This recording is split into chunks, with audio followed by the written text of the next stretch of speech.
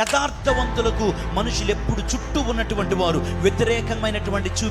వ్యతిరేకమైన మాటలే మాట్లాడుతూ ఉంటారు. అయితే నిన్ను కాపాడడానికి, నీకు తోడుగా ఉండడానికి ఎవరు వస్తారంటే దేవుడే డైరెక్ట్గా నీ దగ్గరికి దిగి వస్తాడు. దేవుడు నీ దగ్గరికి దిగి రావాలి. దేవుడు నీకు తోడుగా ఉండాలి అంటే నువ్వు చేయాల్సిందేంటో తెలుసా? నేను చేయాల్సిందేంటో తెలుసా? యథార్థంగా ప్రవర్తించడానికి.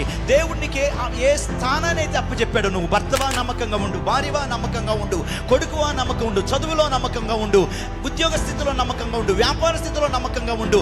దేవుడు నిన్ను ఏ స్థితిలో ఉంచాడో ఆ స్థితిలో నమ్మకంగా పనిచేసుకుంటూ అడుగులు వేయి. దావీదుని హెచ్చించినట్లుగా, దావీదుని సంవత్సరం దేవుడు దీవించి వర్ధిల్ల చేసినట్లుగా, పేరు మరుమోగిపోయినట్లుగా, దేవుడు అతన్ని ఘనపరిచినట్లుగా, అతని పేరు ప్రసిద్ధికెక్కినట్లుగా దేవుడు మనకి జీవితాన్ని కూడా ఆ స్థాయిలోనికి తీసుకుని వెళ్తాడు. దేవుని బిడ్డలమైనటువంటి మనలను హెచ్చించడానికి శక్తి కలిగినటువంటి ఆయుధం ఏమిటి అంటే యథార్థత. The life of integrity.